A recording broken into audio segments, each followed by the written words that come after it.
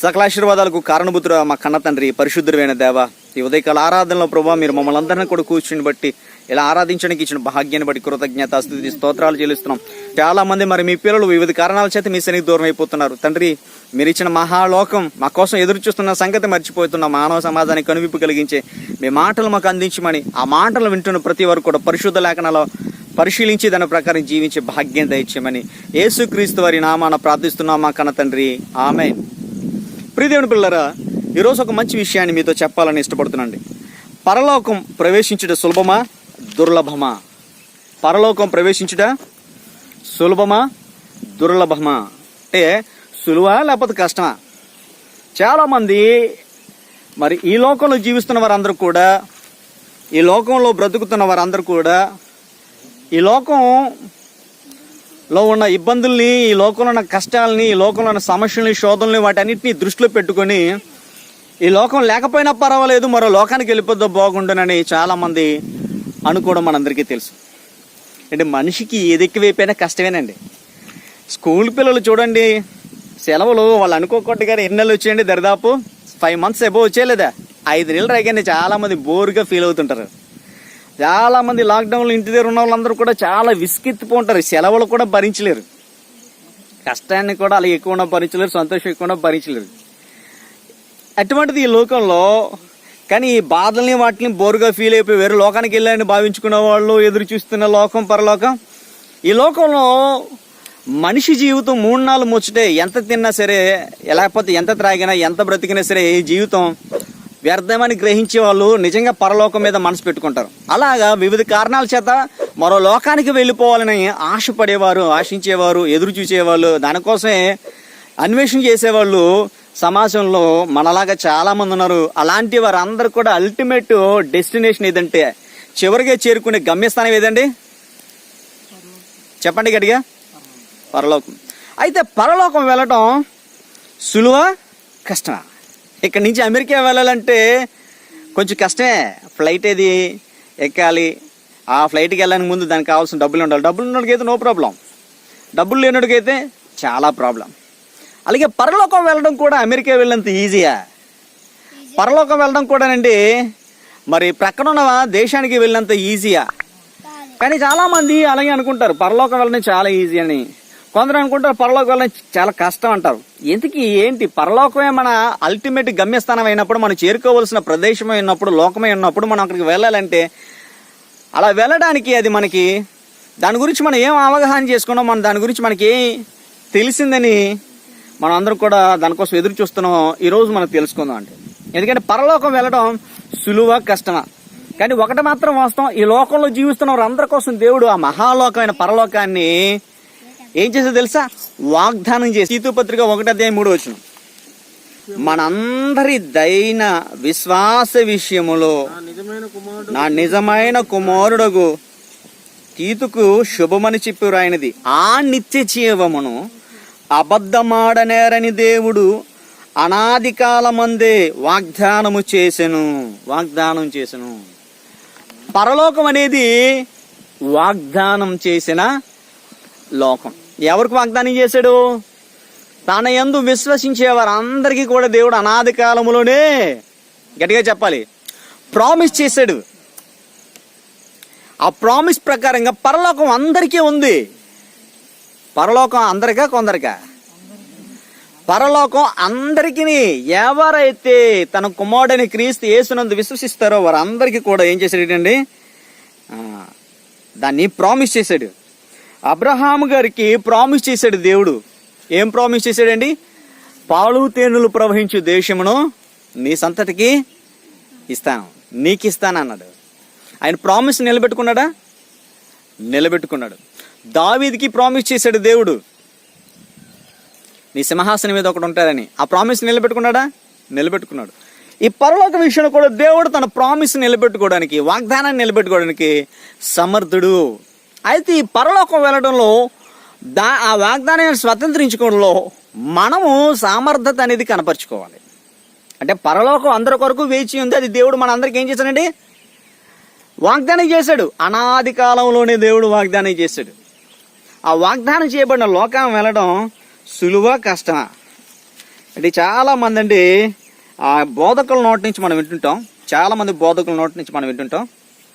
వాళ్ళేమో నీతిమంతులుగా, మిగతా వారందరూ కూడా దుర్మార్గులుగా మాట్లాడతారు. అంటే తాము మాత్రమే పరలోకం వెళ్తాం, మిగతా వారు ఎవరు కూడా పరలోకం వెళ్ళరన్నట్టుగా ఏం చేస్తారండి, మాట్లాడతారు. కొందరు విశ్వాసులు కూడా అలాగే వ్యవహరిస్తారు. మేము అతి పరిశుద్ధులు, మీరు పరిశుద్ధులు, లేకపోతే మీరు పరిశుద్ధులు కారు అంటారు. అంతేనా? అయితే పరలోకం అందరి కొరకు ఉంది కాబట్టి ఎవరైతే ఆ వాగ్దానాన్ని పొందుతున్న నిరీక్షణతో ఉంటారో, ఎవరైతే సత్య విషయమైన అనుభవజ్ఞానం కొరకు ప్రయాసపడతారో, వాక్యం కొరకు ప్రయాసపడతారో, సత్యమైన బోధ, ఇక్కడ విశ్వాసం అనే పదం ప్రయోగించింది ఏంటంటే బోధ కోసం ప్రయోగించండి. సత్యమైన బోధ కోసం ఎవరైతే ఆశపడతారో, ఎవరైతే వింటారో వారికి దేవుడు ఏం చేశాడంటే ఆ నిత్య జీవనం అబద్ధమాడనేరని దేవుడు అనాది కాలం అందే వాగ్దానం చేశాడు. అది మన రక్షకుడైన దేవుని ఆజ్ఞ ప్రకారం నాకు అప్పగింపబడిన సువార్త వలన ఇది మీకు సంభవించింది అంటాడు. అంటే సువార్త ప్రకటన వల్ల ఏం చేస్తారట, ఇప్పుడు ఆ వాగ్దానాన్ని మనం స్వతంత్రించుకోవడానికి వీలు కలిగింది. సువార్త ప్రకటన వల్ల మనకు వాగ్దానాన్ని స్వతంత్రించుకోవడానికి వీలు కలిగింది. అలా వీలు కలిగిన ఈ పరలోకం మరి వెళ్దామా వద్దా? అలా వెళ్ళాలంటే అది అత్యంత సులువుగా దొరికేస్తుందా, లేదంటే కొంచెం కఠినంగా ఉంటుందా? దాని గురించి మనం తెలుసుకుందాం. మార్కు సువార్త 10:24 మార్కు సువార్త 10:24 చదువుకుందాం. ఆయన మాటలకు శిష్యులు విస్మయం ఉంది. అందుకు యేసు తిరిగి వారితో ఇట్లను, పిల్లలారా, తమ ఆస్తి యందు నమ్మికయించేవారు దేవుని రాజ్యంలో ప్రవేశించుట ఎంతో దుర్లభము అనేసాడండి. ఇక్కడ దేవుని రాజ్యాన్ని గురించి యేసుక్రీస్తు వారు బోధనలు చేస్తూ చెప్తున్న సంగతిని విని వారందరూ కూడా ఏమైపోయారంటే విస్మయం పొందారు. విస్మయం అంటే షాక్ గురయ్యారు. ఇదేంటి యేసుప్రభు ఒకేసారి ఈ మాట అనేశారు అని అనేగానే అప్పుడు వారందరూ కూడా ఆలోచిస్తున్నారు. ఏది 23వ వచనంకి, అప్పుడు యేసు చుట్టూ చూచి ఆస్తి గలవారు దేవుని రాజ్యంలో ప్రవేశించుట ఎంతో దుర్లభం అనే మాట వినేసరికి వారందరూ కూడా షాక్ గురైపోయారు, విస్మయం పొందారు, ఆశ్చర్యపోయారు. ఇదేంటిరా బాబు, యేసుప్రభు ఇలా చెప్తున్నారు, ఇటు ధనం ఉంటే పరలోకం వెళ్ళాం, దేవుని రాజ్యానికి వెళ్ళామా? ఇటు దేవుని రాజ్యం అంటే ఏంటి? దేవుని రాజ్యం అంటే ఏంటి? పరలోక రాజ్యం అన్నా దేవుని రాజ్యం అన్నా ఒకటైనా వేరువేరా? పరలోక రాజ్యము పరలోకం ఒకటా వేరువేరా? పరలోకము పరలోక రాజ్యం ఒకటా వేరువేరా? దేవుని రాజ్యం పరలోక రాజ్యం ఒకటా వేరువేరా? 2 ప్రశ్నలు వేసా. మొదటి ప్రశ్న, పరలోక రాజ్యము పరలోకం ఒకటా వేరువేరా? రెండో ప్రశ్న, దేవుని రాజ్యము లేక పరలోక రాజ్యం ఒకటా వేరువేరా? దేవుని రాజ్యం అన్నా పరలోక రాజ్యం అన్నా ఒకటే. కానీ పరలోక రాజ్యము పరలోకం మాత్రం ఒకటి కాదు, వేరువేరు. దేవుని రాజ్యము లేక పరలోక రాజ్యం అనేది ఏంటంటే ఇహమందు పరమందునున్న దేవుని యొక్క పరిపాలనని అదేం చేస్తుందంటే చూపిస్తుంది. అంటే దేవుని రాజ్యాన్ని అదేం చేస్తుందంటే దేవుడు పరిపాలిస్తుంది. రాజ్యం అంటే ఏంటి? ఆయన పరిపాలననే సూచిస్తుంది. పరలోకం అంటే ఆయన ఉన్న స్థలాన్ని చూపిస్తుంది. మీకు అర్థమైందా క్లారిటీగా? చెప్పండమ్మా, పరలోక రాజ్యము దేవుని రాజ్యం అంటే ఏంటి చెప్పాలి, ప్రశ్నకి అర్థం. పరలోక రాజ్యము లేక దేవుని రాజ్యం అంటే భూమి మీద దేవుడు పరమందు చేస్తున్న పరిపాలన గురించి అది చెబుతుంది. ఆ పరిపాలనలో మనం ఉన్నామని, మనల్ని పరిపాలించేది ఆయనేనని, మనం ఆయన మేపు గొర్రెలమని అది మనకు తెలియజేస్తుంది. ఏది? పరలోక రాజ్యము దేవుని రాజ్యం. పరలోకం అనేది దేవుడున్న చోటు, దేవుడున్న స్థలం. అది ఇక్కడ లేదు, అది అక్కడ ఉంది. ఇకపోతే ఈ పరలోక రాజ్యం లేదా ఈ దేవుడి రాజ్యానికి ఎవరు చేరుకోలేరంటే భూమి మీద ఉన్న దేవుడు పరిపాలిస్తున్న ఈ యొక్క రాజ్యంలోకి, ఈ లోకం నుంచి ప్రత్యేకించబడి ఆయన కొరకు బ్రతుకుతున్న వారందరూ ఆయనకు ఒక రాజ్యంగా ఉన్నాం కదా, ఈ రాజ్యంలోకి ఎవరు ప్రవేశించలేరంట? ఎవరు ప్రవేశించలేరని యేసుప్రభువు వారు చెప్పారు. ఎవరు ప్రవేశించడం కష్టమో దుర్లభం అని చెప్పాడు. ఆస్తి గల వారు ప్రవేశించుట కష్టం. అంటే ఆస్తి లేని వారు రాగలరా? ఆస్తి లేని వారు రాగలరా? రాగలరు. యేసుప్రభు వారు ఏం చెప్పారంటే, శాస్త్రులు పరిసయ్యులతో మాట్లాడుతూ మీకంటే ముందుగా ఎవరు వెళ్తారని చెప్పారు? బైబిల్ చదువుతున్నారా? మీకంటే ముందుగా ఎవరు పరలోక రాజ్యంలో ప్రవేశిస్తారని చెప్పారు? వేశ్యలను, సుంకరులు. ధర్మశాస్త్రం బైబిల్ పట్టుకున్న వారికంటే, ధర్మశాస్త్రాన్ని చదువుతున్న శాస్త్రులు పరిసయ్యుల కంటే ఎవరు ముందుగా వెళ్తారు దేవుడి రాజ్యానికి? ఎవరు వెళ్తారటండి? మీకంటే ముందుగా పాపులను, సుంకరులను దేవుని రాజ్యంలో ప్రవేశించుదని చెప్పారండి. అంటే డబ్బు లేదు వాళ్ళకి, ఈ లోకంలో డబ్బు సంపాదన పిచ్చి లేదు, ఈ లోకం కోసం పడి చచ్చిపోవాలని ఆలోచన లేదు. మా జీవితాలని కాపాడేది దేవుడు అని చెప్పి దేవుని మీద ఆధారపడడం కోసం వారు పాపంలో ఉన్నప్పుడు కూడా, వారి జీవితం శాపగ్రస్తమైనప్పుడు కూడా వారు యేసుక్రీస్తు వైపు, తండ్రి అయిన దేవుని వైపు తిరిగి ఆయన రాజ్యాన్ని త్వరగా అంగీకరించే అవకాశం ఉంది.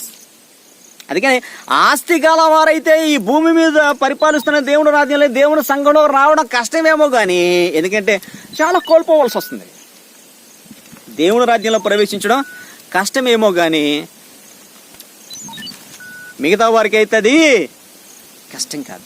అంటే ఈ భూమి మీద ఉన్న దేవుని రాజ్యానికి ధనవంతులు రావడమే దుర్లభం అనేసాడండి.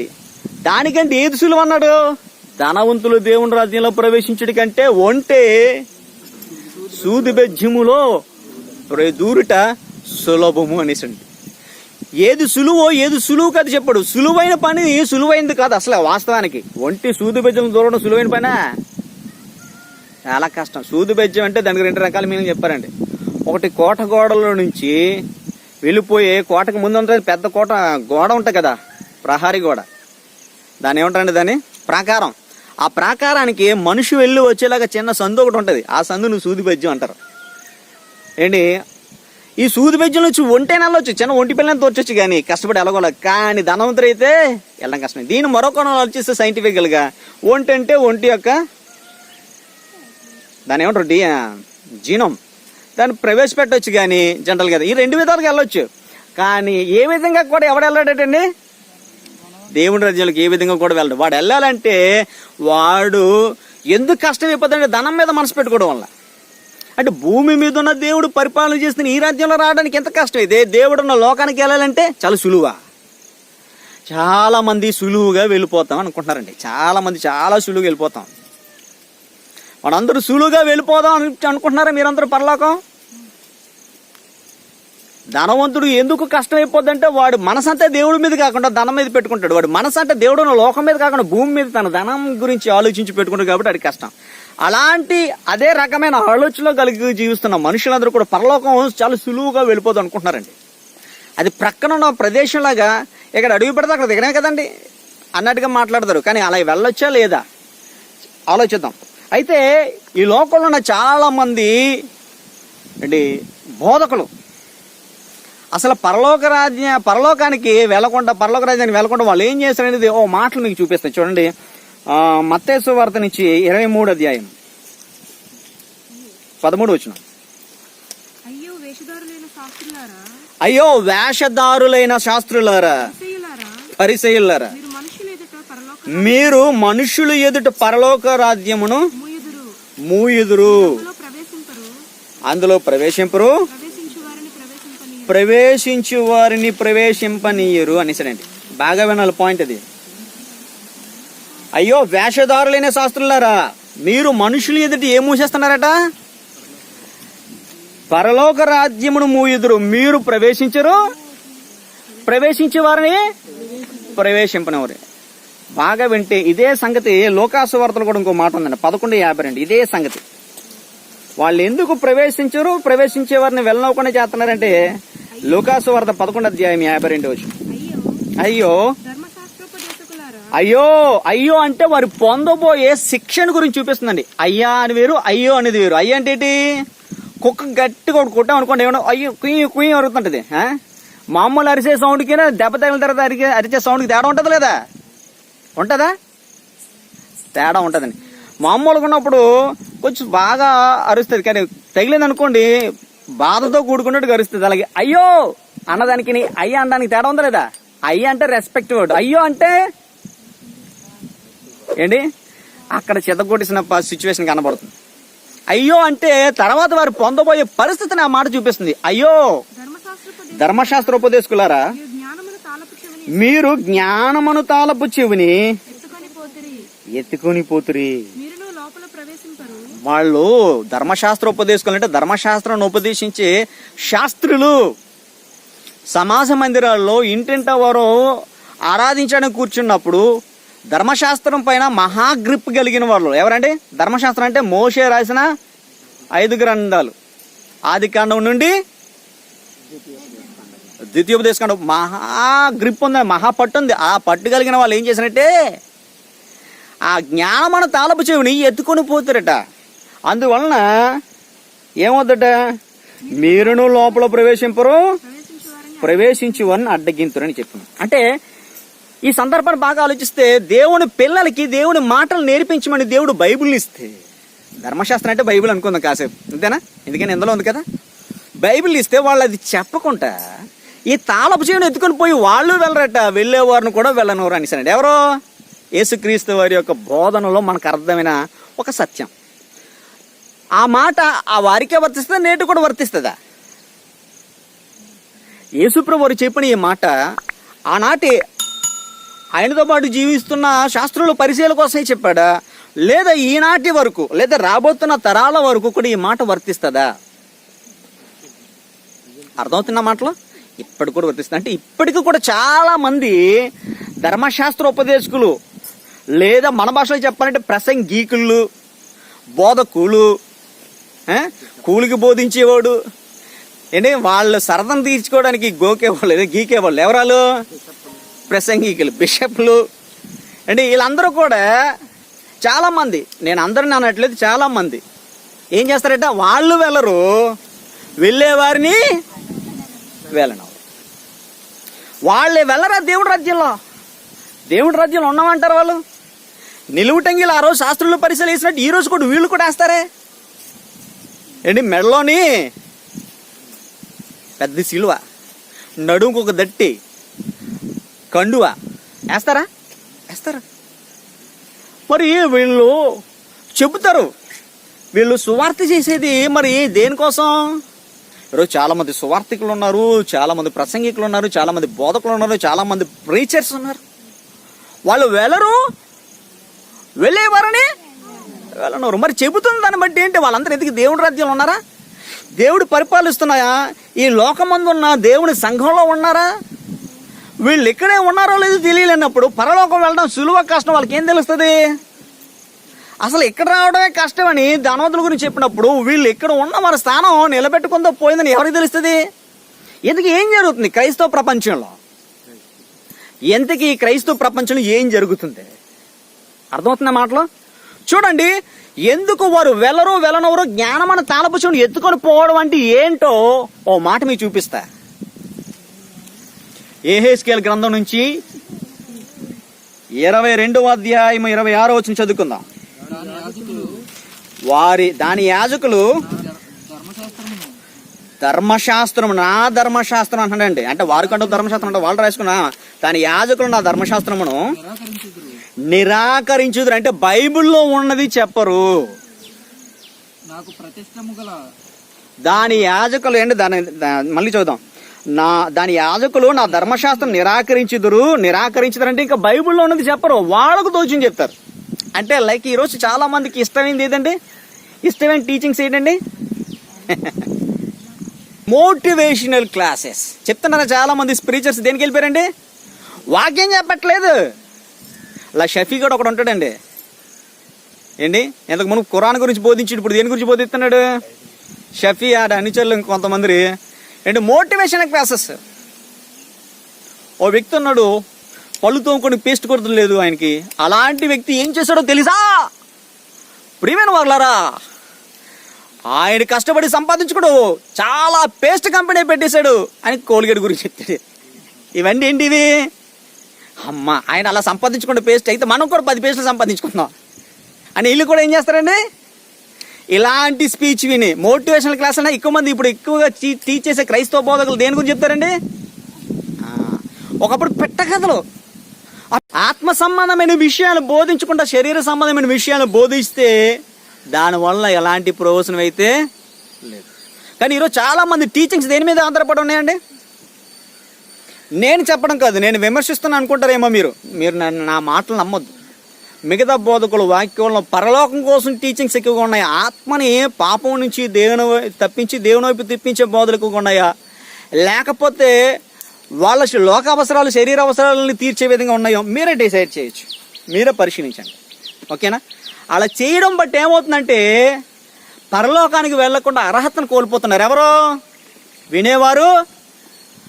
ఈ ప్రజల్ని తమ వైపు తిప్పుకుంటున్నారు చాలామంది బోధనల చేత. అంటే దేవుడు వైపు తిప్పాలంటే విషయం ఏంటంటే ఇంకొక వర్గం ఏది పవిత్ర మీద అపవిత్ర మీద ఎంచరో నా ప్రజలకు అలా నేర్పించడం అని బైబిల్లో రాశాడు ఇక దేవుడు. ఇది ఒక రకమైన వర్గం అయితే ఇంకో వర్గం ఏం చేస్తుంటే దేవుడికి చెందవలసిన ప్రజలను తమ వైపు తిప్పుకునే బ్యాచ్ ఎక్కువైపోయింది సమాజంలో.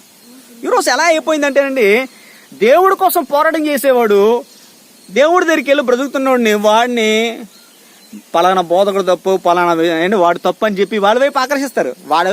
దేవుడి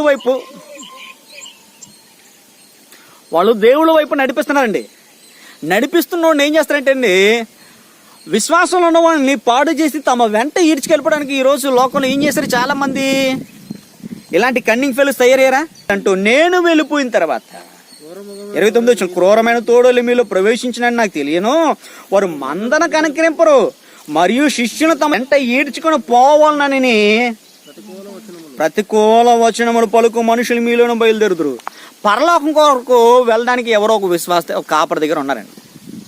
అతను బోధ సరిగా చేయకపోతే అప్పుడు మీరు ప్రశ్నించండి తప్పులు. కానీ బోధ సరిగా ఉన్నప్పుడు ఏం చేస్తారు? ఎందుకంటే ఇప్పుడు చాలా మంది ఏం చేస్తారంటే చెబుతున్నారే కానీ ఎవరు కూడా చేయట్లేదండి. ఓపెన్గా చెప్తున్నాను, ఏ సేవకురైనా ఏ విశ్వాస అయినా సరేనండి చెప్పుదురు కానీ వారు చేయదురు. శాస్త్రులు పరిశీలన గురించి ఏమన్నారంటే వారు చెప్పే మాట చెప్పున మీరు చేయండి కానీ వారి క్రియలు చెప్పున మీరు చేయదన్నాడు. ఓ పాస్టర్ గారు అంటారండి, నేను ఒక వీడియో చూసానండి, ఆయన అంటారు నా బతుకు చూడకండి నా బోధ చూడండి అని ఓ పాస్టర్ గారు చెప్పారట. ఈయనంటాడు నాకు నీ బతుకు అవసరమే నీ బోధ నాకు అవసరం అంటాడు. మంచిదే, అది మంచి అనుభవం. అది బోధకుని యొక్క బ్రతుకు అవసరము, బోధకుని యొక్క స్వచ్ఛమైన బోధ కూడా అవసరం. చాలా మంది సేవకులు వాక్యాన్ని తెలుసుకున్న తర్వాత ప్రభువుని తెలుసుకున్న తర్వాత పాపము చేయలేదా నేను అడుగుతా, చేశారా లేదా? అండ్ యేసు ప్రభు వారు అలాగా అవసరత లేకుండా యేసు ప్రభు నమ్ముకున్న తర్వాత మళ్ళీ ఆయన రక్తం అవసరం లేకుండా మరలా పాపం చేయకుండా ఉంటే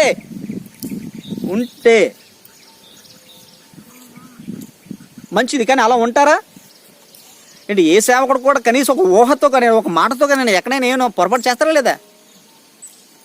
జరిగిపోతుంటే మనం అలా తప్పు చేయకుండా చాలా జాగ్రత్తగా నిలబడాలి. ఏ పొరపాట్లు జీవితం లేకుండా ఉండాలి. అలా ఉన్నవారు అందరికీ దేవుని బట్టి ఏంటి మరి మంచి ప్రతిఫలం దొరుకుతుంది. అలా లేకపోతే అంటున్నాను, ఎందుకంటే ఈరోజు చాలామంది అన్ని విషయాలు ఉండట్లేదని బైబిల్లో స్పష్టంగా చెప్తుంది.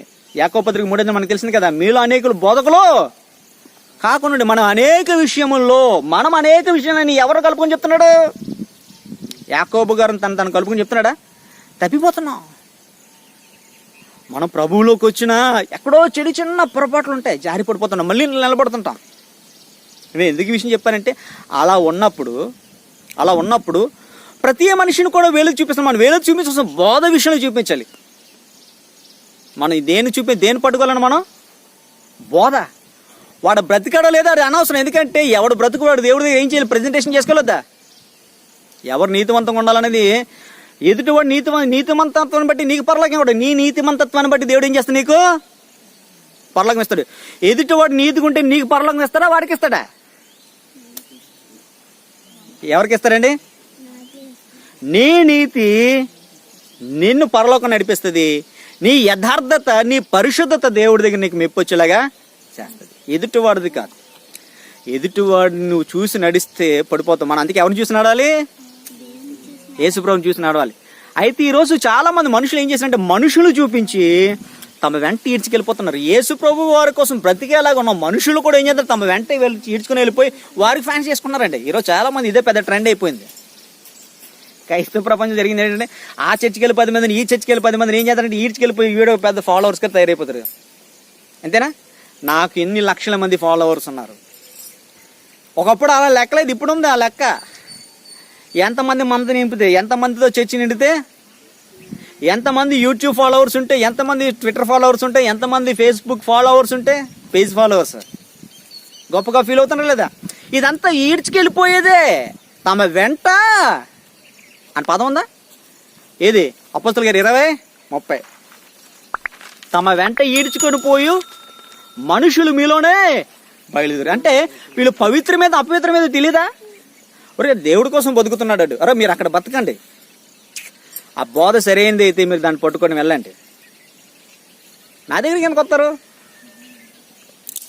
అని అనాలి. ఎవరు అలాగ అనరు.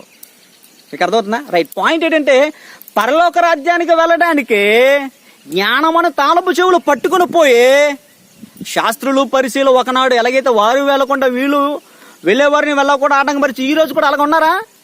అంటే పరలోకం వెళ్ళడానికి ఎంత కష్టమో మీరు చూడండి. ఆ మాటలు దేవుని మాటలాగానే ఉంటాయి, కానీ దేవుని మాటలో కాదో తెలియదు చాలా మంది వినేవాళ్ళకి.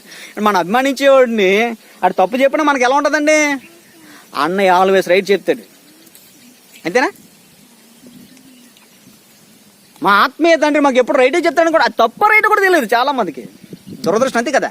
ఎందుకంటే మనం అభిమానిస్తున్నాం. మనం అభిమానించినప్పుడు ఏం చేస్తున్నాం ఎలాగుంటుంది? ప్రేమ అనేక దోషములను కప్పేస్తుంది.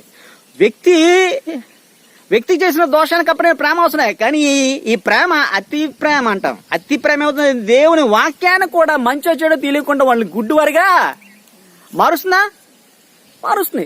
అందువల్ల చాలా మంది తెలుసుకోలేకపోతున్నారు. కానీ మనం పరిశీలించాలి. పోనీ వాళ్ళేమో గర్వం చేత మరో దాని చేత వాళ్ళు కళ్ళు మూసిపోయి అనుకుందాం, చెప్పేవాళ్ళు. వినేవాళ్ళ సంగతి ఏంటి? చూసుకోవద్దా? చూసుకోవాలి. ఇదేమవుతుందంటే పవిత్ర మీద అపవిత్ర మీద ఎంచరో అలా నేర్పించడానికి సార్ ఎవరి గురించి? దాని యాజకుల గురించి, ఇశ్రాయేల్ వారి యోధా వారి యాజకుల గురించి చెప్పేశారు. అందుకే వారు ప్రవేశింపనివ్వరు, వారు వెళ్ళరు, పరలోక రాజ్యానికి వెళ్ళేవారిని వెళ్ళనివ్వరు. అంటే ఈ బోధ దగ్గర ఎంత ఇబ్బంది అయిపోతుంది చూడండి. అంటే పరలోక రాజ్యానికి రావడానికి ఎంత కష్టం ఇస్తే పరలోకం చాలా సులువుగా వచ్చేదంటే పరలోకం ఏమైనా చెప్పండి దేవుడి ప్రియమైన వాళ్ళారా? పరలోకం చాలా సులువుగా, చాలా మంది సులువు అనుకుంటున్నారండి. యేసుప్రభువు నమ్మకం పరలోకం వెళ్ళిపోతుంటారు. సింపుల్గా ఒక మాటలో నమ్ముకుంటూ వెళ్ళిపోతారా? నేను మిమ్మల్ని ఒక ప్రశ్న అడుగుతా, క్రైస్తవుడు అవడం సులువా, పరలోకం వెళ్ళటం సులువా?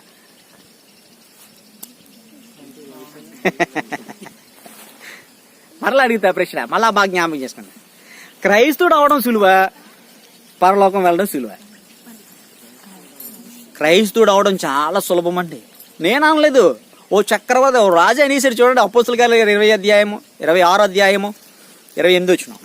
అందుకు అగ్రిప్ప ఎంత సులభముగా అంటే క్రైస్తవుడు చేయి చూచున్నావే అంటే క్రైస్తవుడు అవడం చాలా సులువు.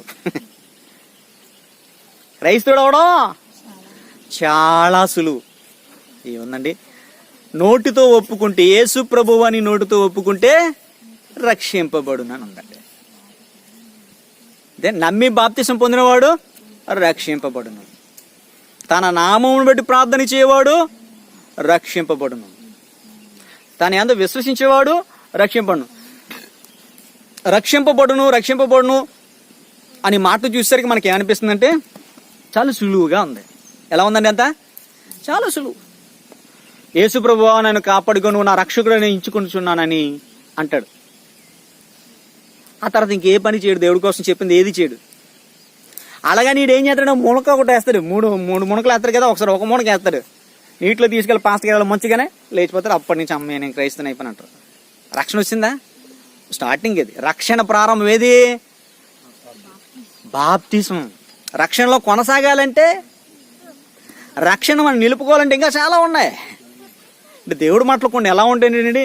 ఓ సింతే కదా నేను చేయమన్నది అన్నట్టుగా ఉంటాయండి. మేకా గ్రంథం 6:8 ఒకసారి చూడండి, బాగుంటుంది. మేకా గ్రంథం 6:8 వచ్చిన మేకా గ్రంథము 6:8 వచ్చిన గట్టిగా ఒకరు చదవన్న.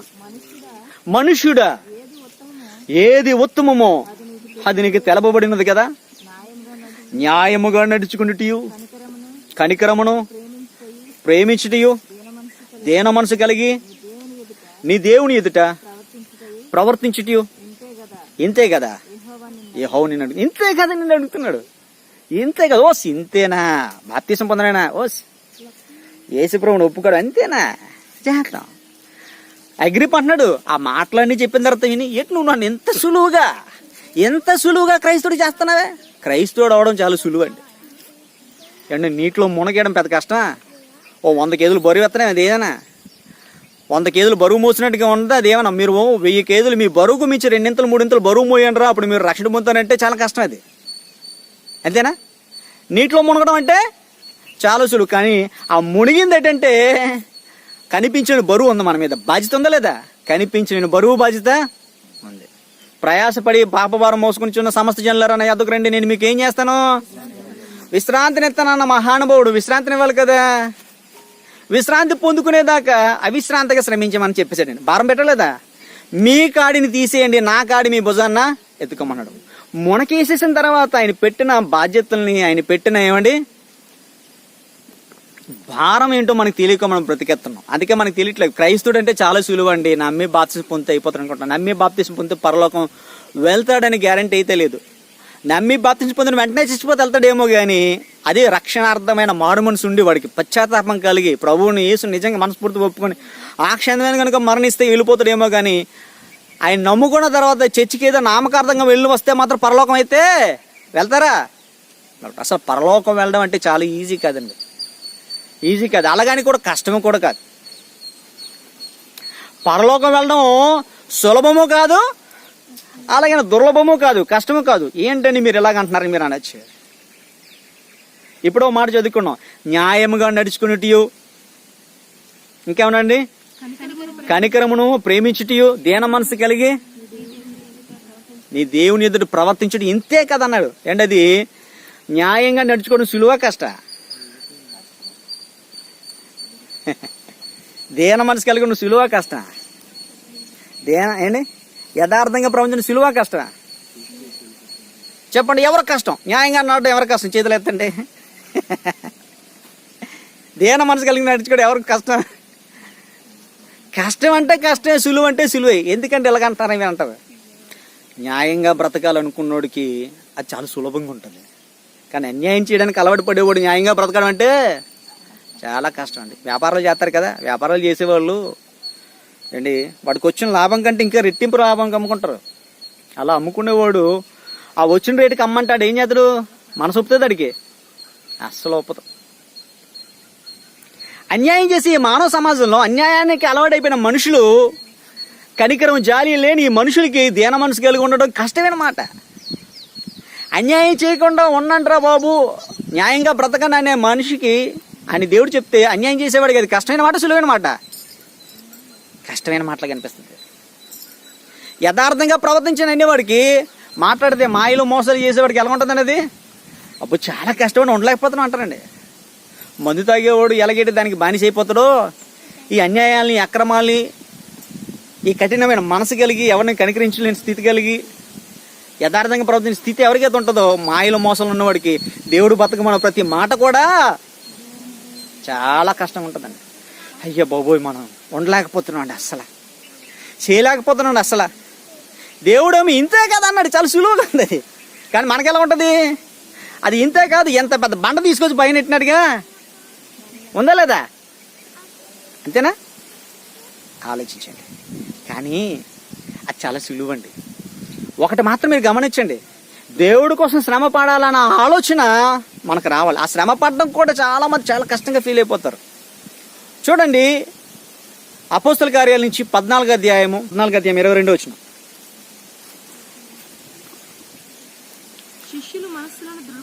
శిష్యుల మనసులను దృఢపరిచి విశ్వాసమందు నిలకడగా ఉండాలని.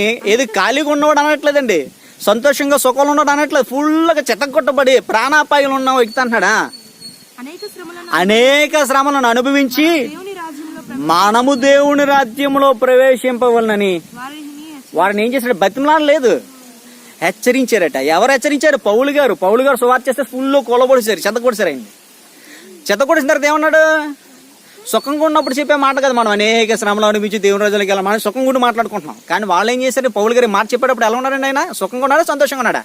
వేదన నుండి బాధల్లో ఉండి మాట్లాడుతున్నాడు అన్నమాట. అంటే ఆ బాధని ఎక్స్పీరియన్స్ చేసి మాట్లాడుతున్నాడు, శ్రమను ఆయన అనుభవించి మాట్లాడుతున్నాడు. ఎవరు? పౌలు గారు. మనం సంఘంలో ఉంటాం, ఏసీ చర్చిలో ఈరోజు అందరూ కూర్చుంటున్నారు. అందరూ ఏసీ చర్చిలు కిందని కూర్చొని దేవుడి కోసం మీరు శ్రమ పడాలంటాడు. వీడికి ఏసీ పోతే ఉండలేడు కాసేపు. ఎక్కడా? రూమ్లో ఉంటాడా? ఏసీ పోయింది, కరెంట్ చూడండి రా, ఏమైంది అంటారా? శ్రమ కోసం చెప్తారండి. మన వాళ్ళందరూ అలాగే తేరేరు. సుఖానికి అలవాటు పడేవాడు మీరు శ్రమ పడండి అని చెప్తారు కానీ చేయరు. అందుకంటాడు వాళ్ళ గురించి, వారు చెప్పుదురు కానీ ప్రజల మీద మోయ సఖ్యము కానీ భారాన్ని పెడతారు కానీ వారు వేలుతోనైనా కదపరని ఉందా? ఉంది. శాస్త్రుల పరిచయాల కోసం ఈరోజు మన వాళ్ళు కూడా అలాగే అయ్యారు కదండి, చెప్తారు కానీ చెయ్యరు. పౌలు గారు అనుభవించి చెప్తున్నాడు. అనుభవించి చెప్పేవాడు మాట విందామా, లేకపోతే చేయకుండా చెప్పేవాడు మాట విందామా? 2 పాయింట్లు గమనించండి. పరలోకం వెళ్ళాలంటే కంపల్సరీగా ప్రతి వారు ఏం చేయాలట? మనం అనేకమైన శ్రమలు అనుభవించి దేవుని రాజ్యమైన ఈ లోకంలో, ఈ సంఘంలో మనం ప్రవేశించాలి. ఇక్కడ ఉన్నవాడికి అక్కడ స్థానం ఉంటుంది. దేవుని రాజ్యంలో ఉన్నవాడికి పరలోకంలో స్థానం. ఈ దేవుని రాజ్యంలో నిలకడగా లేనివాడు పరలోకంలో స్థానం అయితే లేదు. నువ్వు అంతవరకు వెళ్ళడానికంటే ముందు నువ్వు ఎక్కడ ఉండాలి? ఎక్కడ నువ్వు నా రాజ్య పరిపాలన కేంద్రమైన సంఘంలో నువ్వేం చేయాలంటే శ్రమలు అనుభవించి ఉండాలిరా నాయన అన్నాడు. ఎవరో? దేవుడు. ఈ శ్రమ మనకి ఎలా ఉంటుంది? ఈరోజు ఆన్లైన్ ఆరాధనకి అందరూ అలవాటు అయిపోయారండి. ఎన్ని బాధలు ఉన్నా పర్లేదు, మేము దేవుడి దగ్గరికి వెళ్తాం అనుకుని వస్తారు ఎవరైనా?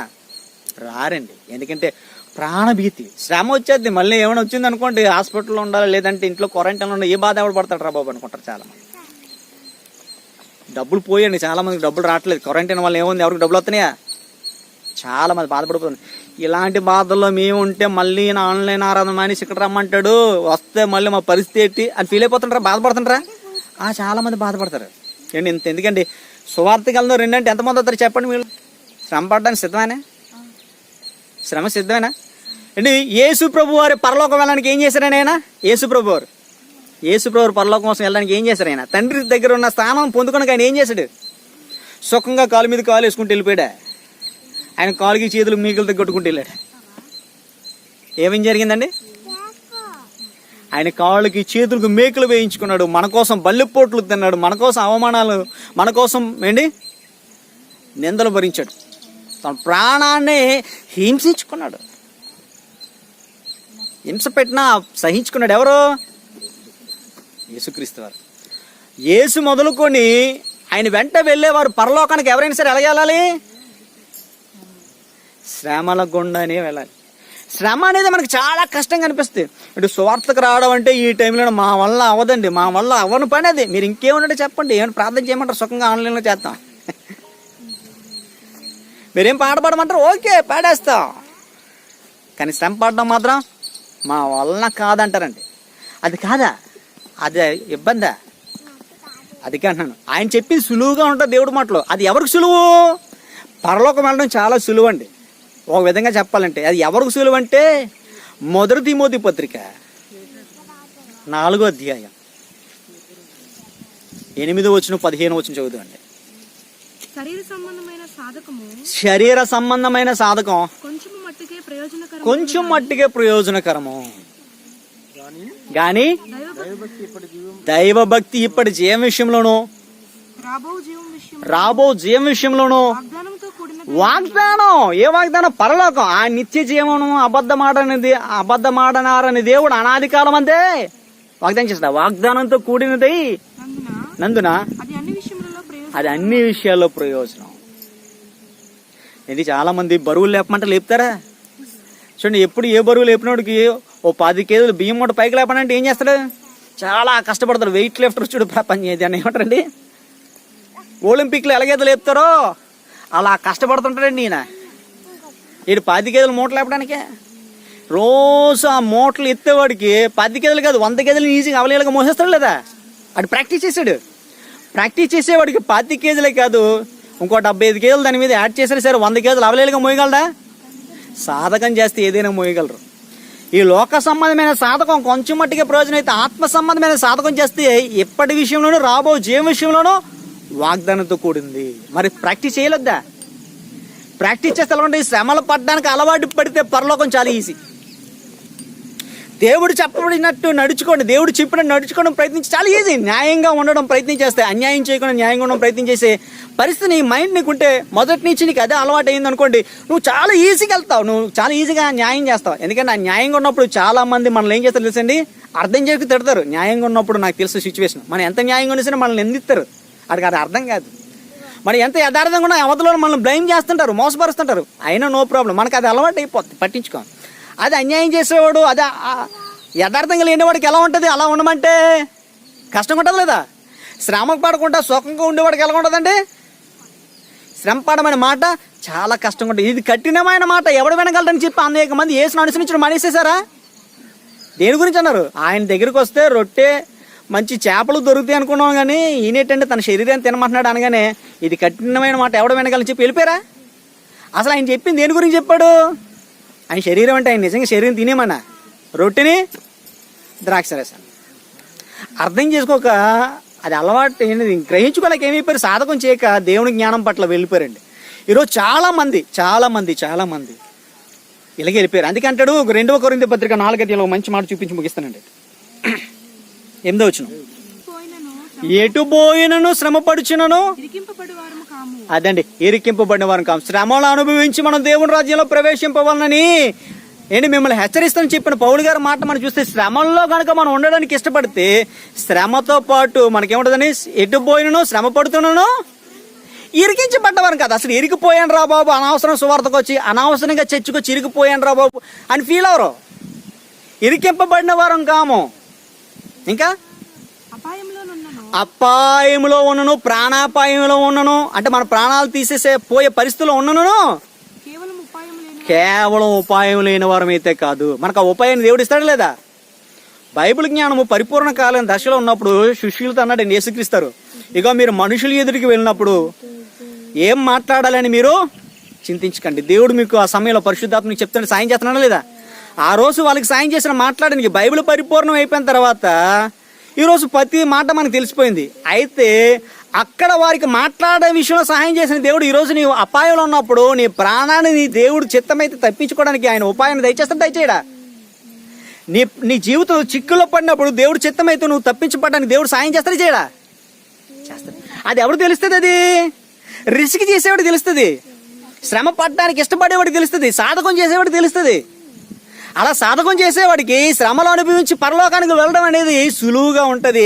సాధకం చేయలేని అందరికీ కూడా పరలోకం వెళ్ళడం ఎలా ఉంటుందండి? చాలా కష్టంగా ఉంటుంది, దుర్లభంగా ఉంటుంది. అర్థమవుతుందా? ఇది పరలోకం వెళ్ళడం సులువా కష్టమా?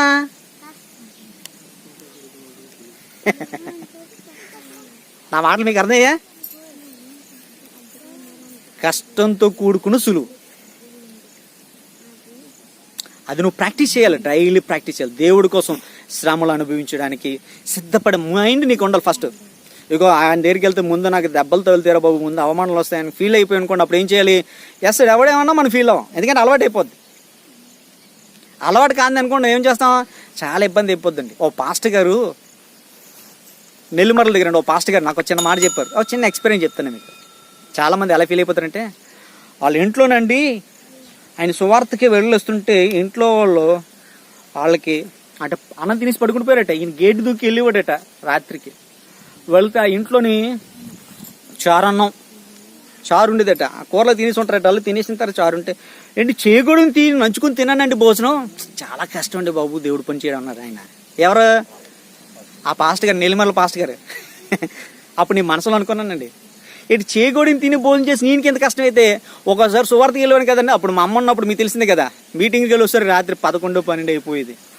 అమ్మ ఆ టైంలో ఏముంటుంది, ముసలిది కదా, వయసు పై పడిపోయింది, ఏముంటుంది, ఆకలితో పడుకుంటేవారు అని. అలాగే ఆ చేగోడు నంచుకుంటూ తిన్నోడది కష్టం, ఆ ఏమీ లేకుండా ఉండేది కష్టం. అంటే చాలామంది ఏమనుకుంటారంటే తమకే పెద్ద కష్టం వచ్చింది ఫీల్ అయిపోతుంటారండి. అది పెద్ద కష్టం కాదు, అంతేనా? మనం ప్రిపేర్ అయిపోయాడు కానీ మైండ్లో ఇది పెద్ద కష్టంగా కూడా మనకి అనిపించింది. అంటే దేవుడి కోసం ఒక పూట తిండి మానేది తప్పేటండి. అలా ఎన్నోసార్లు మానేసాం. సువార్తకి వెళ్ళినప్పుడు, మీటింగ్కి వెళ్ళినప్పుడు, ఇంకంతే, తప్పదు ఇంకా. అంటే ఇది ఇష్టపడాలి. అలాగని చెప్పి మళ్ళీ ఏ రోజు సువార్త మానేసాం మనం.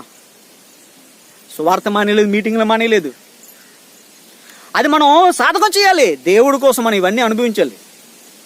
ఇక తిండి గురించి అంటే ప్రాణం పోయే పరిస్థితులు వస్తాయి. ఆ పరిస్థితులు రెడీ అయిపోతే పరలోకం వెళ్ళడం చాలా సులువు. అంటే శ్రమలు అనుభవించిన మనసును ఎవరైతే దృఢం చేసుకుంటారో వారు పరలోకం వెళ్ళడం చాలా సులువు. దేవుడు చెప్పినట్టుగా పరిశుద్ధంగా తమ తమ ఘటాన్ని కాపాడుకోవడం కోసం, పరిశుద్ధతలు కాపాడుకోవడం కోసం, దేవుడు చెప్పిన వాక్యానుసారంగా మన జీవితంలో నడుచుకోవడం కోసం, ఆయన సువార్త భారాన్ని మోసి అనేక మందికి ప్రేమను ప్రకటిస్తూ, శరీర సంబంధమైన ఆశలు చూపించకుండా ఆత్మ సంబంధమైన సత్యమైన బోధన వారికి అందిస్తూ, దేవుడి కొరకు నీతి న్యాయాల కోసం మనం జీవించడానికి ఇష్టపడితే, యథార్థంగా జీవించడానికి, పరిశుద్ధంగా జీవించడానికి, ఆయన చిత్తాన్ని జరించడానికి ఇష్టపడితే అది శ్రమే. మిగతా వాళ్ళతో పోల్చుకుంటే మన జీవితంలో చాలా శ్రమ. కానీ ఆ శ్రమగా మనకు అనిపించదు. ఎందుకంటే అది మనకు అలవాటు అయిపోద్ది. శరీర సంబంధమైన సాధకం కొంచెం మట్టిగా ప్రయోజనం, ఆత్మ సంబంధమైన సాధకం ఈ లోకానికి పరలోకానికి అవసరం. కాబట్టి ప్రాక్టీస్ చేయాలి. దేని విషయంలో ప్రాక్టీస్ చేయాలి? ఆత్మ సంబంధంగా ప్రాక్టీస్ చేయాలి ఎప్పుడు కూడా. అలా చేసేవారు అందరికీ పరలోకం డెడ్ ఈజీ. అలా చేయని వాళ్ళందరికీ పరలోకం చచ్చిపోయినా రాదు. ఎందుకంటే చాలా కష్టం కదా. సుఖపడడానికి అలవాటు పడేవారు ఎవరికి కూడా పరలోకం రాదండి. ఫర్ ఇన్ఫర్మేషన్, శ్రమను ఆయుధంగా చేసుకున్న వాడికి మాత్రమే క్రీస్తు యేసు ఏ రకంగా అయితే శ్రమను ఆయుధంగా చేసుకుని జయించాడో వాడి మాత్రమే పరలోకం చేకు పట్టుకుంటాడు. అది మిగతా వాళ్ళతో పోల్చుకుంటే కష్టంగా అనిపిస్తుంది అలాగే. కానీ ఆ శ్రమను దేవుడి కోసం ఇష్టపడేవాడికి చాలా సులువుగా అనిపిస్తుంది. అంటే దేవుడి కోసం ప్రాణాలు పెట్టి అనుకునే వాడికి అది కష్టంగా అనిపించదు. చాలా చాలా సులువు. ఎందుకంటే బ్రతుకుడు క్రీస్తే చావైతే లాభం అనుకోండి. లాభం అనుకోవడం అంటే చాలా ఇష్టపడుతున్నాడు. లైక్ అయినా హ్యాపీగా ఫీల్ అవుతున్నాడు అంటే చాలా సులువుగా ఉంది, ఈజీగా ఉంది. దేవుడి కోసం చచ్చిపోవడం కూడా చాలా సులువు. శ్రమలు అనుభవించడానికి నువ్వు సిద్ధపడే ఆ సాధకం చేసి నీకు మనసుంటే, శ్రమలు అనుభవించిన మనసు నీకుంటే చాలా సులువు. లేదనుకుంటే పరలోకం చాలా కష్టం. చాలా మంది అబ్బో పరలోకం వెళ్ళడం ఎంత కష్టం ఏంటండి బాబు, ఇటు ఒకరోజు సువార్తకు వచ్చినాడు. మన మెగా గాస్పల్ క్యాంప్కి వెళ్ళిన తర్వాత కొన్ని ప్రాబ్లమ్స్ పెట్టి చాలా మంది డ్రాప్ అయిపోతున్నారు. మీరు అలా అనుకుంటే ఏం వెళ్తారండి పరలోకం? నిద్ర ఉండకపోదు. నిద్ర లేదు. మనం వెళ్ళాం కదా సువార్తలు, ట్రైబల్ ఏరియాకి సువార్త నిద్రలు ఉన్నాయా? చాలా మీరు రావండి, ఇంకా రావా? సిద్ధపడిపోవాలి. ఇంటి దగ్గర ఎన్నిసార్లు మీకు తలనొప్పి వస్తే పడుకున్నారేంటి? మీకు ఎన్నిసార్లు గ్యాస్ట్రిక్ ప్రాబ్లం వస్తే పడుకున్నారు అర్ధరాత్రులు? తెలుగేసి ఉన్నారా? ఇటు ఇక్కడేమో నిద్ర లేకపోతేమో ఇంట్లో నుంచి ఉండకుండా బయటికి వెళ్ళిపోతారా? ఎక్కడికైనా ఎక్కడ ఉండాలని ఇష్టపడతారు లేదా? మైండ్ ప్రిపేర్ చేసుకుంటారు. అలాగే దేవుని సన్నిధిలో కూడా, సేవలో కూడా ఏమైనా కష్టం వస్తే సార్ అలాగే ప్రిపేర్ అయిపోయి దేవుడి సేవలో కంటిన్యూ అవ్వాలి. కానీ దేవుడి సేవను మానేస్తారా చెప్పండి? కనుక దేవుని రాజ్యానికి వెళ్ళలేవో ప్రతి వారు కూడా శ్రమలు అనుభవించి వెళ్ళాలి. ప్రకటన గ్రంథము 1:9 చూడండి. మీ సహోదరుడును యేసును బట్టి కలుగు శ్రమలోను రాజ్యములోను సహనం. బాగా యేసును బట్టి కలుగు శ్రమలోను. యేసును బట్టి ఫస్ట్ మనకి ఏమవుతుందండి? శ్రమ. ఆ తర్వాత శ్రమ పొందిన తర్వాత మనం దేవుని రాజ్యంలో, మనం అనేక శ్రమలు అనుభవించి దేవుని రాజ్యంలో ప్రవేశింపవాలని హెచ్చరించాడట ఎవరు? పౌలు గారు. శ్రమ తర్వాత దేవుని రాజ్యంలో ఎంట్రన్స్. ఆ ఎంట్రన్స్ అయిపోయిన తర్వాత కూడా ఏమవుతుంది? మళ్ళీ శ్రమే. అంటే ఆ శ్రమలో మనకేమొస్తుంది? శ్రమ పరీక్ష ఓర్పు సహనం. రోమపత్రిక 1 అప్లై చేసుకున్నా. ఇప్పుడు చూడండి దాని కంటిన్యూషన్. సహనములోను. సహనం అంటే ఎప్పుడు వస్తుంది? దేవుని రాజ్యంలోకి వెళ్ళిపోయిన తర్వాత సహనం అని ఎందుకన్నాడంటే, మనం అనేకమైన మన విశ్వాసానికి పరీక్షలు వస్తాయి. ఆ పరీక్షలోని మనం ఏం చేయలేటండి? సహనాన్ని చూపించలేదా? సహనములోను పాలివాడు. అంటే దేవుని రాజ్యంలో ఉంటే వెళ్ళిపోయారో బాబు దేవుని రాజ్యంలోకి అనుకోవడానికి వీల్లేదు. అక్కడ కూడా వస్తాయి. అక్కడ కూడా ఏం చేయాలి? సహించుకోవాలి. దేనండి? శ్రమల్ని, వచ్చే పరీక్షల్ని సహించుకుంటేనే పాలివారు అవుతారు పరలోకానికి. లేదంటే పక్కకు వెళ్ళిపోయేవారుగా ఉంటారు. అర్థమవుతున్న పాయింట్ అది. సో కనుక పరలోకం వెళ్ళడం అనేది సులువు అనుకుంటే దేవుడి కోసం ప్రాక్టీస్ చేసేవాడికి సులువే. ఆత్మ సంబంధంగా జీవించాలనుకున్న వాడికి తిండి లేదని, బట్ట లేదని, లేకపోతే ఎవరు ఏదన్నారని, లేకపోతే తనకి సరైన వసతులు లేవని ఫీల్ అవ్వడం చాలా ఈజీగా ఉంటాయి. ఇవన్నీ పట్టించుకున్నవాడికి చాలా కష్టం ఉంటుంది. అందుకే పరలోక ప్రవేశించడం సులభమా దుర్లభమా? సులభమే. ఇలాంటి ఎండ మనం మార్చేసినా, జనాలు మనల్ని మార్చడానికి వచ్చినా సరే సులభమే, ఇష్టపడ్డదే. లేదంటే రేపు వచ్చే ఆదివారం కూడా ఆరాధన రాదు, ఈ ఎండలో ఉంచేస్తున్నారని. ఓకే, ప్రార్థన చేసుకుందాం. Let's prayer.